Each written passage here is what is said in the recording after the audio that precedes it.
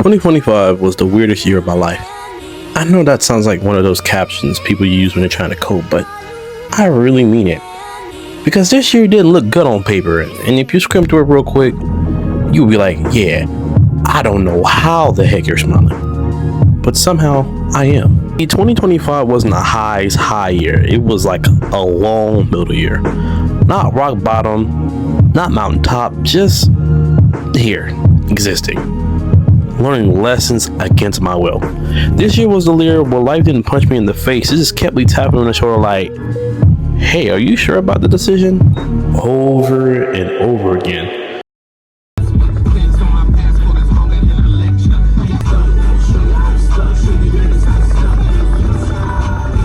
I'm going to freaking kill these birds because every time I clean my window or whatever, there's always some type of pigeon taking a plunk on my stuff. I'm not gonna lie to you. The next bird I see, I'm about to fight. I think I'm playing, bro, but like, I don't know if y'all could look at that, bro. What's going on inside that? So let's go ahead and go start from the beginning. In January, inside that, I ended up taking a flight over across the country on my first trip over to a place called Kazakhstan. You don't know what it is? No, I didn't know what it is either because the person I was talking was telling me to put me on a map. That was epic. I am not gonna lie. Even though it was a bunch of snow, it was kind of crazy inside that. It was like doggone near negative 15 degrees. I still had a freaking blast. Okay. If you don't know much about Kazakhstan inside that, Kazakhstan is a bunch of Asians either speaking Turkish or Russians. Or Russians is crazy. Like that's not even the same junk.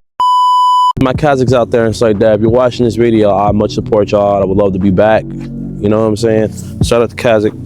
I was in like a 3-year relationship with long distance and like that. She was Kazakh, amazing person and like that in the very beginning, but later on around the summer, I guess everything went down to crap. Bruh, she even thought about it gets me that tight, bro. Man, my pockets was getting hit. Financially, I was in a drought. I was trying to make it over to the person, my partner at the time. I wanted to go see her, but I wasn't financially obligated to do because I wasn't getting enough. And then I got scammed from a car shop. I'm suing, by the way. They literally had me take a loan for bigger than the amount than what they actually took out. It was some weird stuff going on. But I was doing DoorDash and I was working at Domino's. The very first day that I worked at Domino's was by far possibly the worst type of job that I ever worked for, because literally there was only I had my first day. They tried to make me work on the cook. How am I in the kitchen cooking and I'm a driver? What's a driver doing inside the kitchen? I should never have been in that kitchen to begin with, okay? And I'm still mad about that. I should never been in the kitchen. And they know.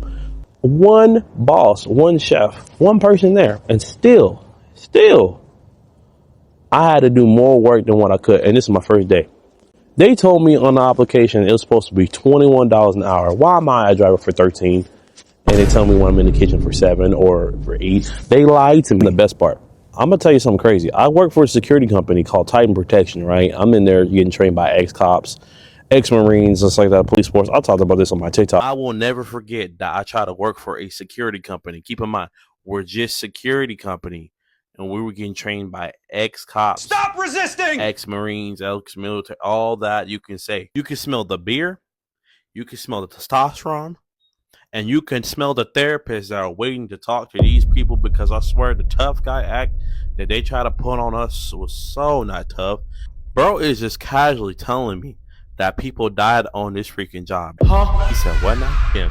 Bro is just casually telling me how people are dying on this job. Listen, I just came to get a paycheck and I want to go home to use that paycheck.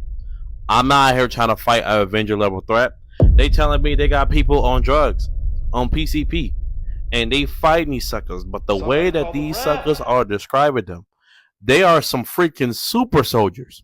You think I'm gonna fight me? I got no superpowers, brother. I am not Batman. I am not Captain America. Even Captain America know when to hang this thing up.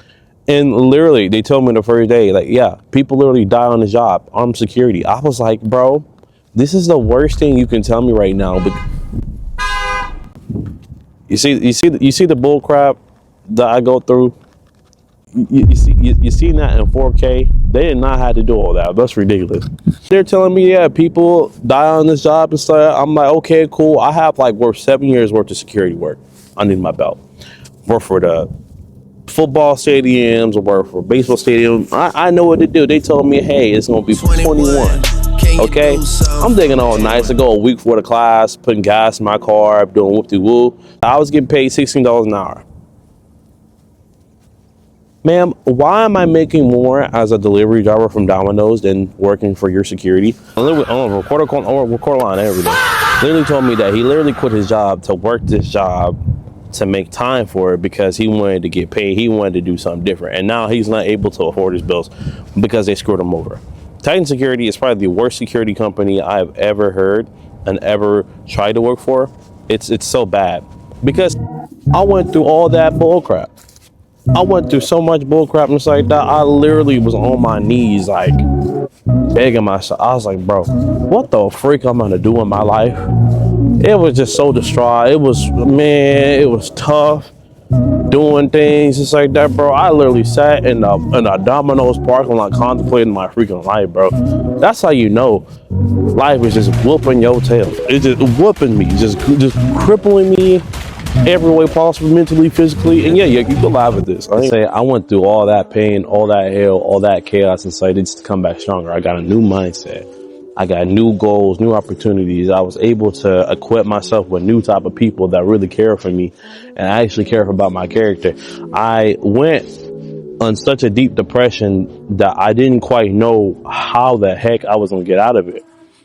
But eventually, say that through the grace of God, I was able to persevere through anything. I was in a 3-year relationship, ended terribly. And now I'm in another relationship with a woman that's fantastic, cooks and cleans for me, is willing to drive a whole hour just to come see me. Like, she really keeps me on the thick and thin, and I really rock with that. You know, she don't tell me what I want to hear. She tells me the things that, that I need, and she keeps me pushing. She keeps me on my toes, and I love that stuff. I love a partner that keeps me like that. So it's just interesting seeing the whole dynamic and seeing how one way life could just hit you with a curveball, but now it could all flip in a matter of seconds. Crazy, isn't it? Let go of the old ideas of beliefs that do not work for you.